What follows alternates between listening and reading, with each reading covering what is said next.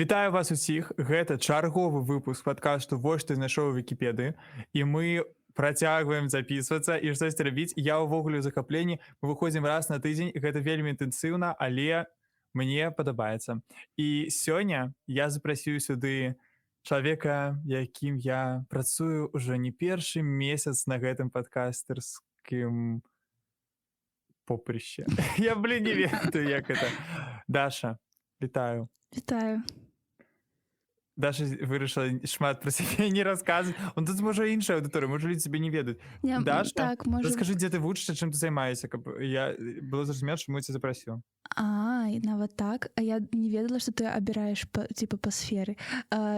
Меня зовут Даша. Мы з Ладзем записываем уже на працягу года іншы размоўны падкаст, але сёння я буду ў іншай ролі. І Ладз запрасіў мяне, таму што я напэўна, вучуся на праграмную інжынерку, то бок я, моя сфера дзейнасці і мае інтарэсы звязаныя з тэхналогіямі, з праграміраваннем і ўсё такое. Карацей, я тэхнічная такая дзяўчынка, і сёння буду слухаць, што мне Лась цікавага раскажа, што ён знайшоў у Вікіпедыі. Да, таму што я Дашу ўвогуле да 2 хвілін да пачатку запісу не расказваў пра каго будзе. Я заврэч не ведаю пра каго, але гэта круты, сучасны беларускі філосаф. Тут складана сказаць, што такое філосаф, публіцыст, крытык тэхналогій і чалавек, пра якога ведаюць ва ўсім свеце, які там уваходзіў у рэйтынгі часопіса Публіко, як самыя уплывовыя людзі Еўропы, і чалавек, які публікуецца ў Guardian, New York Times і іншых, я не ведаю, наколькі ці прызнаны яны экстрэмісткімі ці не, але вядомымі СМІ, а ў Беларусі пра яго нічога, нідзе і на якім рэсурсе я не знайшоў. Магчыма, штосьці ёсць, але вядома, што чалавек не суперпублічны ў беларускім сучасным дыскурсе не знаходзіцца ўвогуле. Мы ім не ганарымся. Яго завуць Евгений Морозов, і сёння пра яго буду даш цябе расказваць. Я спадзяюся, што такім чынам не сорамна пра яго не ведаю. Спачатку скажу, што пра яго ведаюць усе, але цяпер зразумела, чаму я не ведаю, бо я тут знаходжуся ў Беларусі. О, зараз это будеш дыс на мяне. Малайчына, правильно. Это я уже тут пачаў Еўропай цікавіцца. Я, як ввогуле пра яго даведаўся, абсалютна нечакана, я глядзеў відэа-эсэ на Ютубе, якое было ўвогуле пра, называецца, разумны альтруізм, і там пісалі, гаварылася пра людзей, якія, крытыкуюць, тэхналогіі, і ў тым ліку там выкарысталі, імя Морозов.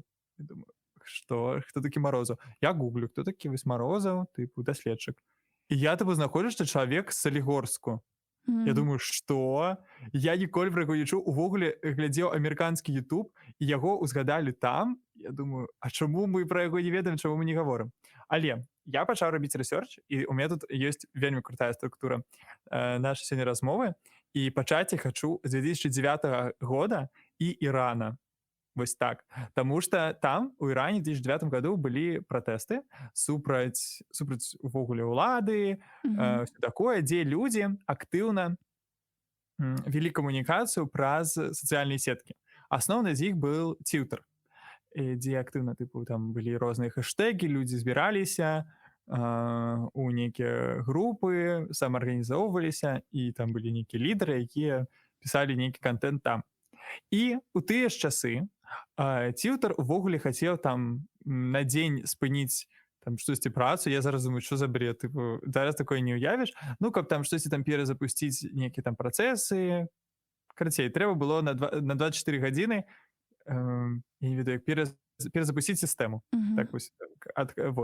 Для гэтага абслугоўванне не праводзілася. І ў тыя часы Злучаныя Штаты Амерыкі, вось там быў такі дэпартамент іх дзяржаўнага дэпартаменту, Джерд Коэн. Нет, Злучаных Штатах Амерыкі напісаў ліст гэтай садсеткі з заклікам адкласці гэтыя рамонтныя працы на адзін дзень, каб даць людзям магчымасць больш, даць людзям час самаарганізавацца, там можа перанесці свой кантакт у іншую садсетку. І так і адбылося. Тыпу, ціўтар пагадзіўся на гэта і адклаў вось гэтую сваю перазапуск сваёй сістэмы. Што праз гэтае дало ўяўленне Ірану, што гэтыя ўсе пратэсты яны санкцыянуюцца Злучанымі Штатамі Амерыкі і патэнцыйна тыпу ўплывала там на то, як рэпрэсіўная машына ішла. І у тыя моманты нікому не здавалася відавочным крытыкаваць за гэтыя Злучаныя Штаты. Казаць, што гэта не зусім правільна, заздае непрыемны прэцэдэнт і ўвогуле уяўляе краіну як тую, якая інспіруе тыпу рэвалюцыі. Да? Людзі, якія вялі блогі там у Іране, ну просто звычайныя, пераўтварыліся ў нейкіх рэвалюцыянераў просто таму, што яны ёй карыстаюцца, хаця ну, просто яна праз гэта так уяўлялася. І вось як пра гэта пішуць, тое, што электронны ліст быў успрыняты як доказ таго, што США стаяла за пратэстамі, і гэтую сваю чаргу было выкарыстана, каб адлюстраваць усіх карыстальнікаў у ціўтары як агентамі захаду.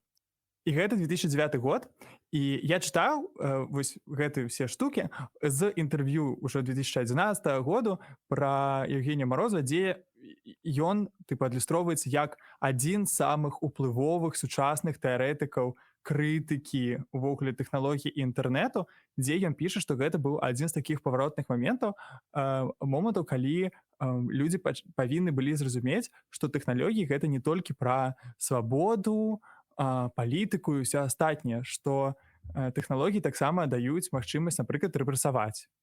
І што шукаць, напрыклад, людзей, адлаўліваць. І гэта такая прызма, якая у тыя часы была непапулярная, тому што все лічылі, што інтэрнэт, гэта такая свабода, і ўсё такое. Я так зразумела, што ну, калі ты расказваў пра ціўтар, рэч была ў тым, што людзей пачалі пасля гэтага адлаўліваць праз ціўтар. Так, і лічыць, што ўсе, хто ім карыстаецца, гэта увогуле агенты захаду. І вось як пішуць у тым жа інтэрв'ю 2014 году пра самога нашага Морозова, і я проста вельмі здзівіўся. Ён ужо тады уяўляецца вядучым прадстаўніком таго, што, ну, это ўсё цытата, можна назваць школай кіберскептыка ў вобласці інтэрнэт-даследаванняў. У той жа час, як падобныя погляды становяцца ўсё больш моднымі, тыпу, тыя яшчэ ў 2011 годзе. І ён для мяне просто, тыпу, ну, давай пра яго біяграфію, я не буду ж тут кідаць яму дыферамбы, то, як яго пісалі, вось, ну, ладно, я все-таки прачытаю, тому што я люблю дыферамбы. Для пачатку ўзяць яго ўзрост. У 26 гадоў ён нават маладзей, чым быў Коэн, ну, гэта вось прадстаўнік дэпартаменту, які пісаў, каб этот ціўтар адклалі. Калі адправіў сваё лесавызначальны электронны ліст. І потым ёсць яшчэ яго мінулае. У далечыні ад 2 мег новых тэхналогій. Паўночнай Каліфорніі і Нью-Йорка Морозам родам з невялікага гарадка па здабычы калію ў Беларусі. Яго бацькі працавалі ў горназдабывальнай кампаніі, як і ўсе астатнія ў Салігорску. Блін, гэта так сумна. І тут пішацца, типу, што ў перакладзе значыць саляныя горы. Я ведаю аб каліі больш, чым мне хацелася, кажа сам Морозов. І это так смешно. Демонизация калию. Думали вы, Беларусь. Я ведаю про калий больше, чем мне хотелось. Это супер смешно, потому что, ну, да, это такая штука, про якую заўсёды пишут, типа, что ёд з калійнага часткі, і, ну, там яшчэ быў момант, ну, давай пра яго біяграфію, што ён, да, сапраўды радзіўся ў гэтым Салігорску, няшчасны, што яго ўсе гэта не любяць, я не ведаю. І потым ён пераехал у Балгарыю, там ужо ва універсітэт, там нейкі амерыканскі універсітэт у Балгарыі, па нейкаму гранціку паехаў, а потым ужо адтуль пераехал у Злучаныя Штаты. І вось тут таксама яго спытвалі, чаму ён пераехал у Злучаныя Штаты, і ён сказаў, типу, вы ведаеце што-небудзь пра Беларусь? На гэта пытанне. Карацей, чалавек не нацыяналістычных поглядаў, як мінімум чалавек свету. І гэта мне таксама дзесьці падабаецца, дзесьці мне гэта не падабаецца, але ўсё ж такі, калі ты знойдзеш у Вікіпедыю, там будуць пісаць, што ён Belarusian American writer, пісьменнік, типа беларуска-амерыканскі.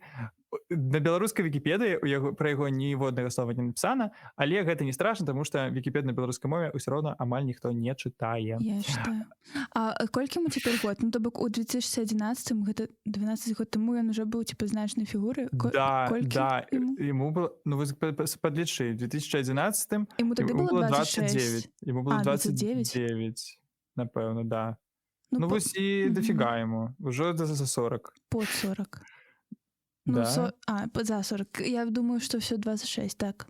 Я ўвогуле вельмі здзіўляюся того, як хутка ідзе яго біяграфія, таму што вось ты глядзіш, а ён там вось просто па хроніке, што ён там вучыцца у Стэнфордзе, ці там бярэ нейкі курс у Стэнфордзе, ці піша PhD, то бок ну, такую ўжо за магістарскай працай у Гарвардзе. Мгм. Тыпу такі нармальны ідзе. Вось і там уже піша у свае там 30 год, у 30 і 32 гады у яго ўжо 2 кніжкі ёсць і ўсе тыпу пра тэхналогіі, тыпу чаму, як яны працуюць, все такое. І першая называлася на англійскай мове як The Net Delusion, тыпу сеткавы зман, якая скептычна разглядала тое, як сацыяльныя сеткі, ну тое, што я казаў, нясуць уплыў на змены ў свеце. Напрыклад, там был вельмі цікавы прыклад таго, што нам здаецца, што вось там тыпу такія прагрэсіўныя ідэі становяцца больш папулярнымі. Гэта ну, не зусім так яго меркаванне, таму што Уга Чавес, вось яго зноў цытата, адзін з самых заўзятых раздражняльнікаў Амерыкі, адрэдагаваў на выкарыстанні венесуэльскай апазіцыі Тьютера, стварыўшы свой уласны аккаунт, на які сабраў там за месяц 500 000 падпісачоў. Таму не трэба гэта разумець як такі вось такі шлях, таму што ён можа выкарыстоўвацца па-рознаму. Ён там прыводзіць прыклады з расійскіх груп людзей, які ненавідзяць мігрантаў, якія праз Яндекс мапы шукалі, напрыклад, мігрантаў і іх праз гэта працавалі. Ці як у Мексіцы злачынныя групоўкі выкарыстоўвалі YouTube, каб выстаўляць на паказ сваю сілу. Яны загружалі там нейкі там, ну, на той момант яшчэ графічныя забойствы, увогуле гвалт, каб паказваць ну, сваю вось такую агрэсію і пужаць грамадства. То бок я правильно зразумела, што ягоная асноўная крытыка яна пра такі фактор небяспекі тэхналогій і пра ўседазволенасць, так? Ну, я бы сказаў, што не зусім, таму што ён па факту крытыкуе ва ўсіх. Ён крытыкуе Кітай, ён крытыкуе Іран, ён крытыкуе Расію, ён крытыкуе Амерыку, Еўропу і ўсе іх за розныя. Напрыклад, у яго тут я не ведаю, наколькі можна ўжо пераходзіць да яго артыкулаў, таму што я хочацца яшчэ больш казаць пра яго тыпу заслугі, што колькі ён там ведае мову, што ён там ведае гішпанскую, італьянскую, што я чытаю, думаю, як бы я хацеў усе гэтыя мовы ведаць.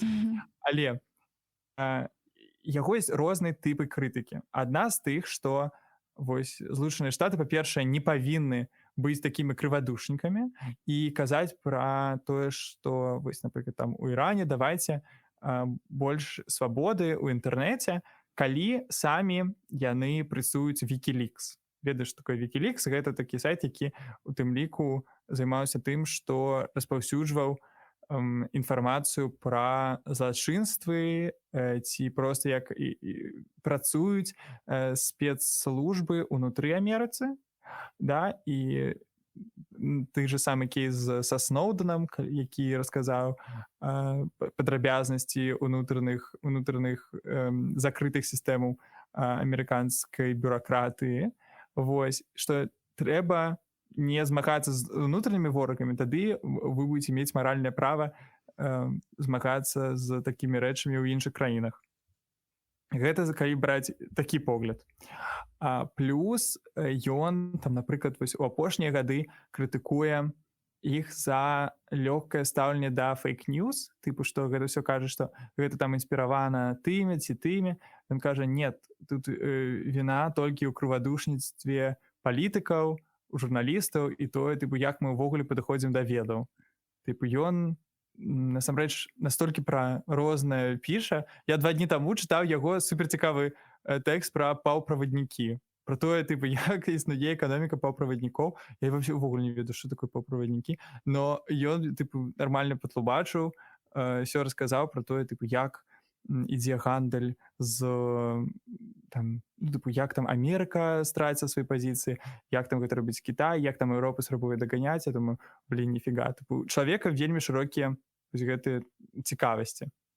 Я думаю, што цяпер было бы супер круто, калі б ты расказаў пра ягоныя работы, бо калі шчыра, я не хачу ніякім чынам прыніжаць так ягоныя заслугі, але пакуль што мне не вельмі зразумела, чаго, што ён зрабіў, бо ён просто ці раскрытыкаваў усіх. Ну, типу... Давай тады пачну, таму што ты, вось, дзякуй Богу, што я гэта не адзін расказваю, таму што пачынаеш просто так ўсё казаць. Тэксты, якія мне спадабаліся. Зараз я буду іх цытаваць і расказваць, пра што яны. Адзін з іх пра феномен фланерства. Магчыма, ты не ведаеш, да, што такое фланерства. Фланерства — гэта тая практыка, якая існавала у, напрыклад, Францыі 18 стагоддзя, калі чалавек выходзіў на вуліцу і проста адзін у адзіноце губляўся ў горадзе і сачыў за ім, глядзеў, даследаваў. І яна пачала загінаць, калі пачалі з'яўляцца вялікія праспекты, калі пачалі з'яўляцца вялікія будынкі, калі знішчалася ўвогуле прыродная істотнасць гораду, ягоныя часткі, з'яўляліся гандлёвыя цэнтры і ўсё астатняе. І гэта практыка сышла на нет. Вось гэта такое вандроўства у адзіноце па гораду і глядзенне. Гэта так называлася, гэтым займаўся і Марсель Пруст, і ўсе астатнія, пра гэта шмат чаго напісана. І ён цікава разважае пра тое, што першапачаткова інтэрнэт гэта была тая самая прастора, якой людзі вандравалі, каб знайсці нейкі цікавы кантэнт. Яны былі такімі даследчыкамі, якія хадзілі на форумы, хадзілі на нейкія цікавыя сайты, пісалі штосьці самі. І гэта у тым ліку адлюстроўваецца ў адным з самых вядомых браўзераў тых часоў, інтэрнэт-эксплорер, типу, той, хто даследуе інтэрнэт. Так, ці вось яшчэ іншыя типу ресурсы папулярныя, якія называліся типу Netscape Navigator. Типу таксама хтосьці, хто вандруе па вось гэтай штукі.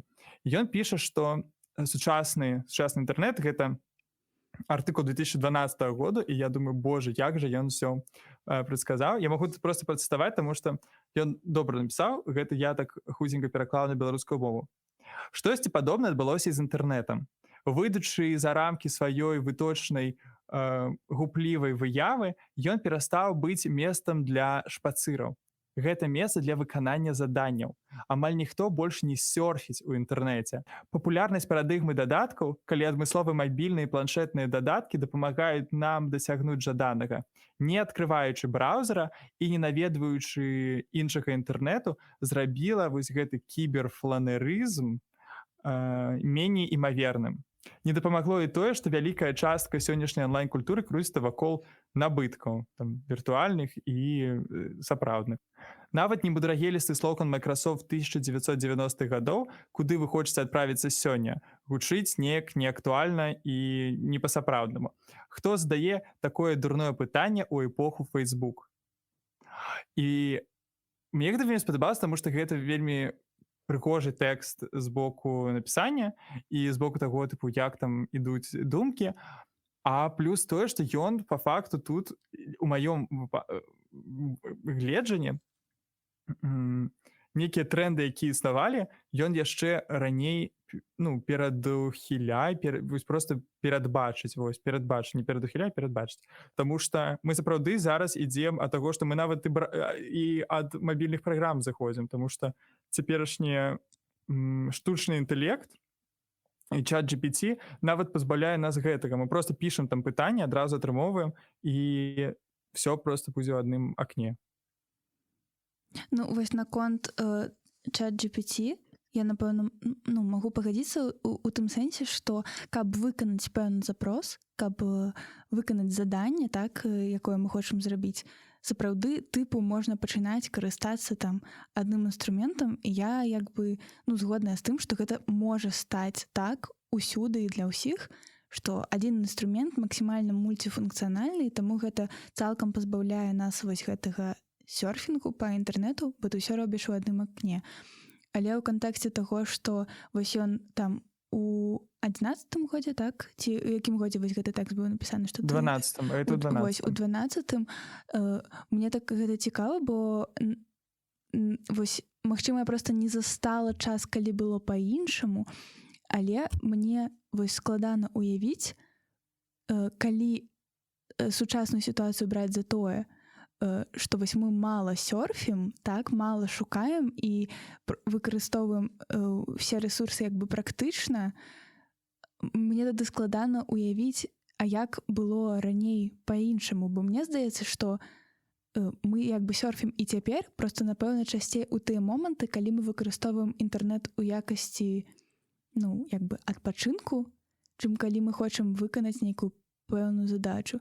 Таму тут мне сапраўды складана зразумець. Ён кажа, што мы ў інтэрнэце з актыўнай фігуры, якая штосьці абірае, якая шукае па пытаннях і тыпу сама шукае адказы, перайшлі да стану Фейсбуку, які проста сочыць за намі і спрабуе здагадацца, што нам падабаецца, і мы нават не спрабуем шукаць, мы проста будзем бясконца скроліць ленту, стужку гэтую, і ўсё.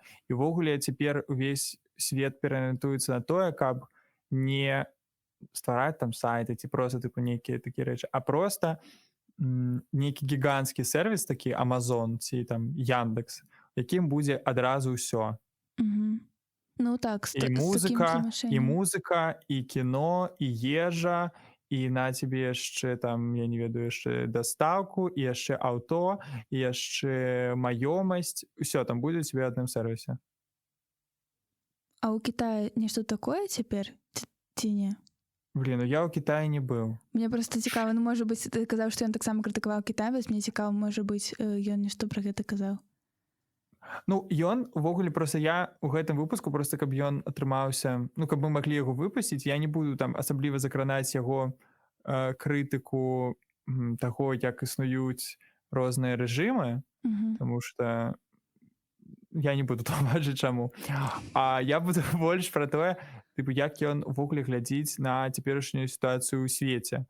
Да, і я, спойлер такі, я не чытаў усіх яго кніжак, я нават ніводнай яго кніжкі не чытаў, я проста прачытаў яго там артыкулаў 8, які ён напісаў проста ў сеціве на розных сайтах, і дзялюся тымі інсайтамі, якія завіў, таму што для мяне робіць аўтара добрым, і чаму я лічу, што ён круты, таму што я чытаю вось зноў пра яго паўправаднікі, я чытаю пра іх з захапленнем. Я так чытаю, думаю, вось як дэтэктыў.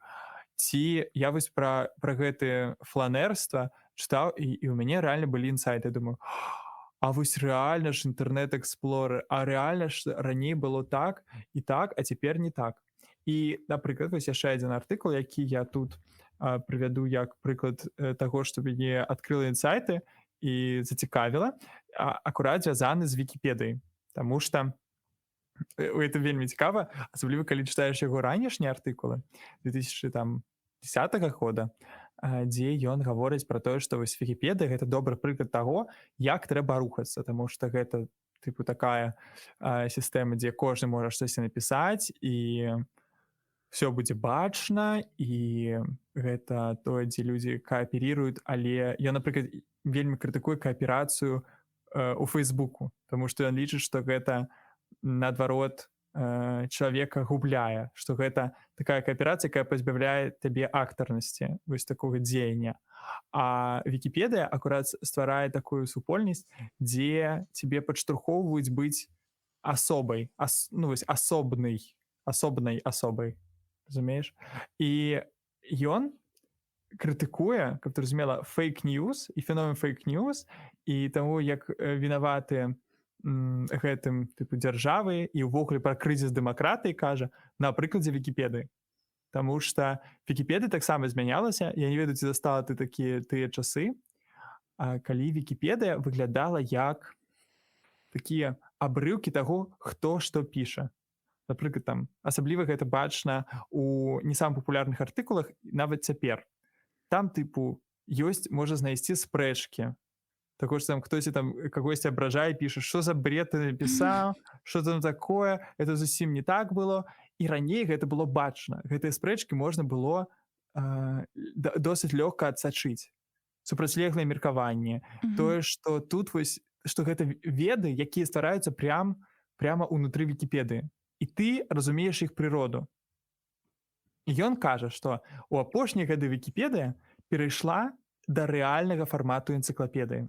Што там будзе напісана так, нібыта па-сапраўднаму і было, што тыпу з вось так. Так, я Як гэта сказаць, разумею, што як штука, якую ты чытаеш у падручніку. Але пры гэтым адна з яе слоганаў гэта свабодная энцыклапедыя. І людзі цяпер, я ведаю шмат каго, напрыклад, мяне, якія баяцца там пісаць, таму што думаю, боже, ну мяне не хапае там ведаў, у мяне няма ніякай ступені гістарычнай, як я што дадам. Хаця я ведаю, што там, напрыклад, нейкая памылка ў даце проста. Я не буду гэта унасіць. І у маім уяўленні гэта значыць, што штосьці змянілася ў Вікіпедыі таксама. У маім успрыманні яе, што я думаю, што ой, нет, гэта робяць нейкія вось такія ведаючыя людзі. І ён прыводзіць тут такую гэта як прыклад таго, што ўвогуле не так з сістэмай, што мы ідзем да вось этого аднаго правільнага ведання, і таму людзі, якія не схільныя яму ведаць і не бачаць гэтых лагічных шляхоў да яго, яны проста ідуць у радыкальныя правыя ідэі. У тым ліку падтрымліваюць Трампа. Ва ўсім вінавата Вікіпедыя. Ну, ён так не піша, но мне проста гэта такая вось мосцік, гэта спадабаўся. Мне сапраўды пакуль што мне так вось складана ўспрымаць ягоныя ідэі, як вось, ну ты сказаў, што ў цябе было нейкае пачуццё нейкіх інсайтаў. Вось у мяне пакуль што такога не здарылася ніводнага разу чамусьці. Наадварот, мне ў нейкіх момантах хочацца як бы ці ўдакладняць, ці нават у чымсьці не пагаджацца, бо, напрыклад, вось я так, ну, калі я правільна зразумела point, то тыпу свабодная энцыклапедыя стала не такой уже і свабоднай, так?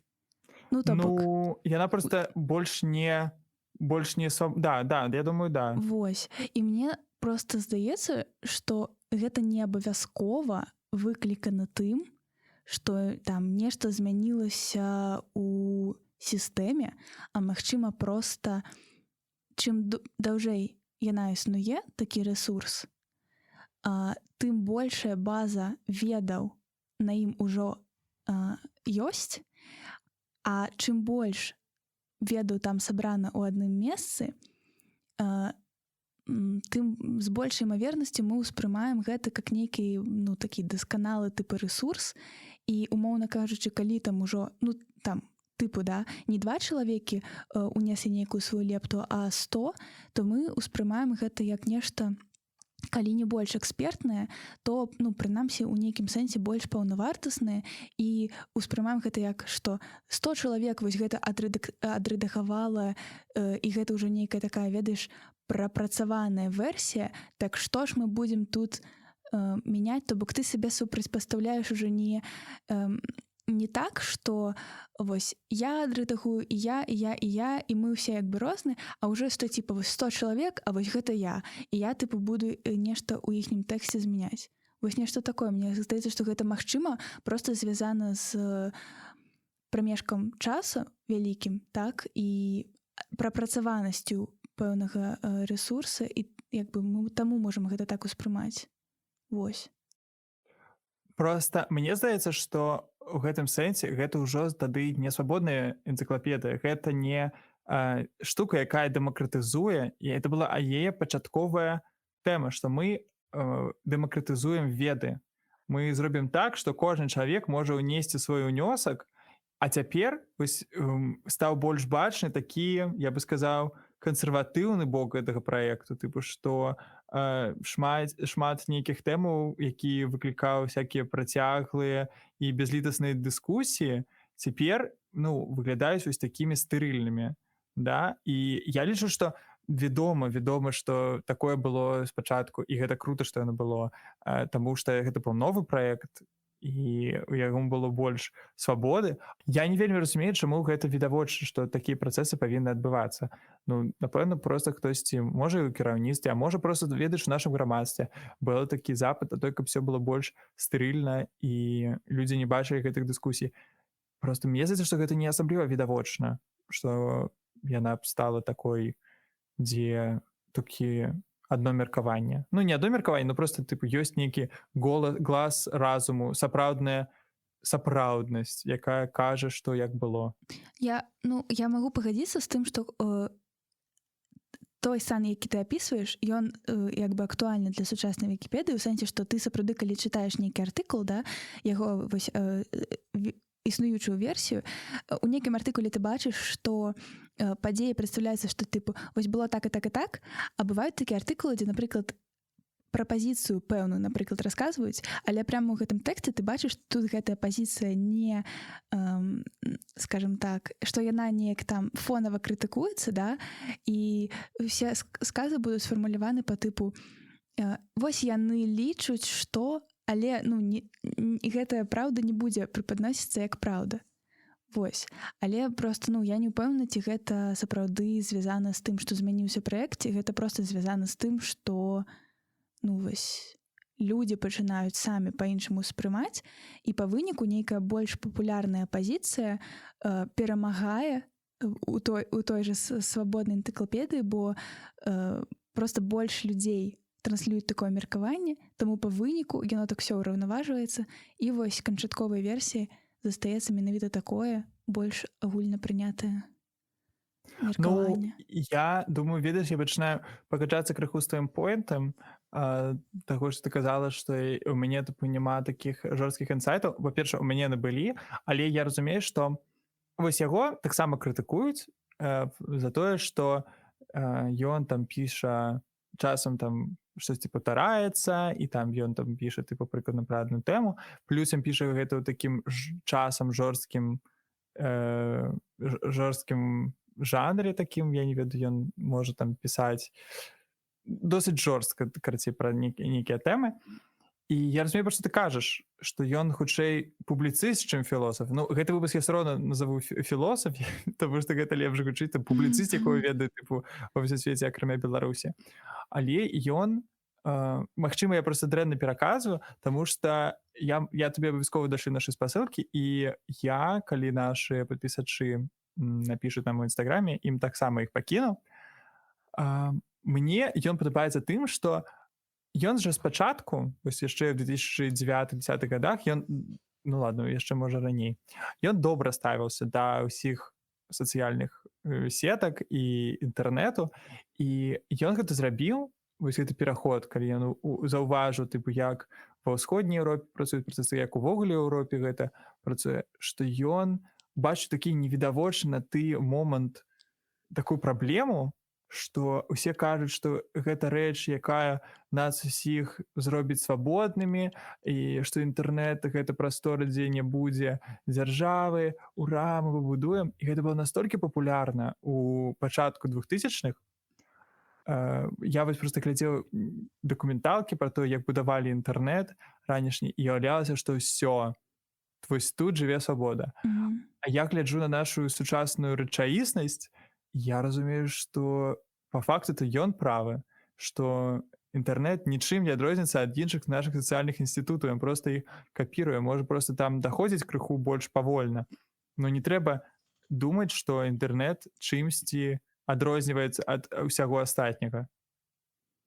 Так, напэўна, у сучаснасці так. Просто ведаеш, калі гэта быў новы феномен, новы інструмент, напэўна, не было і механізмаў, каб пераносіць механізмы, якія існуюць у сістэме, вось туды, таму што гэта нейкая паралельная рэальнасць. Цяпер, калі гэта даволі ўжо звыкла для нас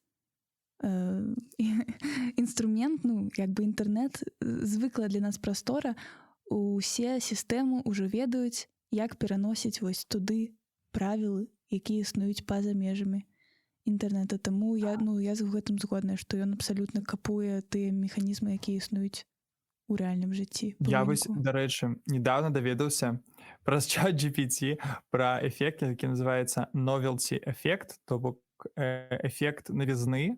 Ён звязаны з тым, што калі у нас з'яўляецца штосьці, нейкі новы феномен, мы першы час схільныя да таго, як больш добра ацэньваць яго ўплыў на нашае жыццё. І я думаю, што тое ж самае было калісьці з інтэрнэтам. Гэта, напэўна, іншыя нейкія працэсы, але мне падабаецца так думаць, што проста крута, што людзі могуць крытычна ставіцца да рэчаў, якія здаваліся усімі інтэлектуаламі тых гадоў, як штосьці высвабаджае, вось якое, што дае свабоду. Вось. І ў гэтым кантэксце яго крытыка і тады здавалася такой нечаканай і прышпільнай, і цяпер здаецца, таму што цяпер ужо ён хайпуе на іншыя тэмы, у тым ліку пра штучны інтэлект, пра тое, што ён, па-першае, не штучны і не інтэлект ніякі. Вось. Я проста там быў такі... Ён малайчына ў назвах артыкул, таму што адзін з іх так называецца. Вось. Адна з яго кніжак называецца так: «Каб выправіць усё, нажміце сюды». І таксама крута. Вось. Ён зараз на гэта пераключыўся, і больш за гэта. Ён зрабіў свой праект. Свой праект, які ён зрабіў, ведаеш дзе? У інтэрнэце. Пум-пум-пум. Я табе больш кажу. Ён зрабіў сервіс у інтэрнэце, які агрэгуе іншыя сайты. Пум-пум-пум. Я думаю, што тут можна ўжо пачаць крытыкаваць. Так, сапраўды, пакуль што не зразумела, наколькі звяжацца з ягонай крытыкай падобных агрэгатараў, я так разумею, ему не падабаецца. Я думаю, што тут можна яго жорстка пакрытыкаваць. Праект называецца «Сілабус», і я зараз яго прачытаю ввогуле, як ён працуе. Тут, не вельмі шмат, але мне важна, каб ты зразумела, як ён працуе. Сілабус аўтаматычна ацаняе і класіфікуе інфармацыю з крыніц, якія важныя для Марозава і каманды, таму што там ёсць спецыяльныя інфлюэнсеры і разумныя людзі, якія адбіраюць нейкі кантэнт, які табе дасылаецца раз на дзень. Я працягваю далей. Усяго там ёсць нейкія тэмы ад энергетыкі і здабыўной прамысловасці да постфашызму і ультраправага папулізму. Карацей, розныя тэмы, і самыя такія важныя для гэтага часу выбірае нейкія рэсурсы і выбірае людзей, якія гэта абіраюць, і ўнутры гэтай сістэмы ёсць нейкія параметры, якія невядомы, таму што гэта такая камерцыйная тайна, якая робіць прадукт унікальным, якая па нейкім кластарам, я думаю, там шэрінг з'яўляецца, плюс меркаванне людзей, якім сам давярае Марозаў і яго кампанія распрацоўшчыкаў гэтага сервісу. І што гэта робіць? Зноў, як я кажу, ты плаціш $10, і цябе раз на дзень прыходзіць адзін падкаст, адна кніга, адзін артыкул, адно YouTube-відео, якое вартае тваёй увагі, каб цябе ва ўсім гэтым працэсе, тут смешна, не сёрфіць інтэрнэт, а сапраўды атрымоўваць якасць прям у сябе ў смартфон. Гэта ўсё пакуль што ў мяне не да канца складваецца, бо мне здаецца, што часткова чэл проста рэальна хайпіць на нейкім папулярным меркаванні. Ведаеш, мы заўсёды ідэалізуем менавіта ідэю чагосьці новага. Вось я не ведаю, ці наколькі гэта звязана з тым, што ты сказаў пра novelty эфект, да? Эфект навізны.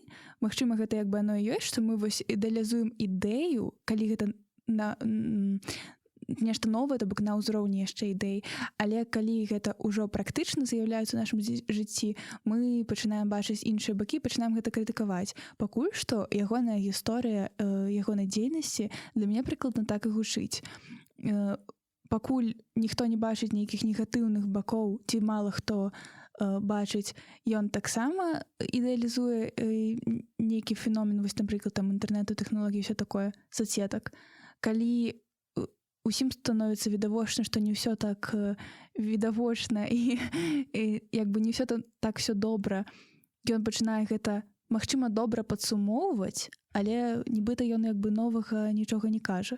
Вось. Ну, блин, А ну калі... ты так кажаш, гэта людзі слова, это людзі, якія пішуць, это не людзі, якія ну, типу, што ён яшчэ можа зрабіць, як не таго, як фіксаваць рэальнасць, якая ёсць, і крытыкаваць. Это тое, на што жывуць усе медыа свету. Тыпу, што яны фіксуюць то, што адбываецца, і даюць на гэта нейкае меркаванне і можа, разважаюць на гэтую тэму. Ён, як мне здаецца, я проста яго чытаў, робіць гэта стылёва, часам адкрываючы такія не самыя чаканыя бакі, і я думаю, таму яго і цэняць і ў Guardian, і ў New York Times, і таму ён там типу актыўна і публікуецца, таму што ён можа, ты просто не уяўляеш, наколькі ў яго да халеры гэтых артыкулаў, наколькі ён прадуктыўны, і ён вось, я просто чытаў таксама гіганцкая артыкул ужо пра яго перад запускам гэтага праекту Syllabus. Ён там зараз жыве, здаецца, там у Каталоніі ці дзе, можа, у Португаліі, ну, карацей, дзесьці там, за Піренеямі. І туды прыязджаў журналіст на 2-3 дні, дзе яны ўсё гэта распрацоўвалі гэты праект, там было шмат беларусаў, якія сидзелі гэта кодзілі і пісалі. І ён там просто павёрнут на ідэі прадуктыўнасці. І ён менавіта падчас працы. Ён казаў, што таму гэта таксама вырашае адну з мэтаў гэтага праекту, што тебе там ты будзеш атрымоўваць самы лепшы контент, які вось такі, ну, по факту гэта такі элітарны праект для людзей, якія хочуць самае лепшае ўспрымаць і быць на, ну, тыпу, ведаць пра ўсё самае-самае прямо цяпер. І я не думаю, што ён хайпіць на гэтай тэме, ну, просто як я разумею, што ён, пасля таго, як ён атрымаў PhD у Гарвардзе, ён пачаў другую адукацыю ўжо па гісторыі навукі. Я просто, напэўна, тыпу, ён рэальна мужчына такі зацяты гэтай тэмай і ўвогуле зацяты просто навукай і гэтымі рэчамі. Я просто калі чытаў пра ўсё, што ён робіць, я думаю, офігеть, і гэта так цікава, і гэта так цікава, і ён пра ўсё гэта піша. І я нават, мне такое было уяўленне, што, блин, а я тут лежу і гляджу летсплей, а ён ужо і тое зрабіў, і ўжо гэта паехаў. Ну, Даш, ты мне дапамагла. Ты мне дапамагла, таму што ты яго зароўсціла. А ў цябе ёсць нейкія, ну, напрыклад, назвы яго менавіта навуковых работ, якія ён абараняў, напрыклад, калі ён абараняў PhD? У сэнсе не артыкулаў, а нейкіх навуковых работ. Даша, у мяне няма. Але я учора зайшоў на яго старонку ў Стэнфордзе, і все. Это все, што я ведаю пра яго навуковую тыпу працы. Просто дуже цікава. Магчыма, гэта мой нейкі такі неправільны снабізм, які ва мне выхавалі менавіта у маім там універсітэце, нешта такое, навучныя кіраўнікі, з якімі я сустракалася ў сваім жыцці, але чамусьці у мяне такое, ведаеш, проста стаўленне, калі ён, нават калі ён добра падсумаваў нешта пра сучаснасць, але калі я не бачу ў гэтым типа навуковай навізны, то я не вельмі разумею, як ён, магчыма, нават стаў настолькі папулярным. Разумею, але вось калі ён абараняў прям нейкія там навуковыя ступені, мне вельмі цікава, чым менавіта вось ён абасноўваў, ну, навізну таго, што ён знаходзіць.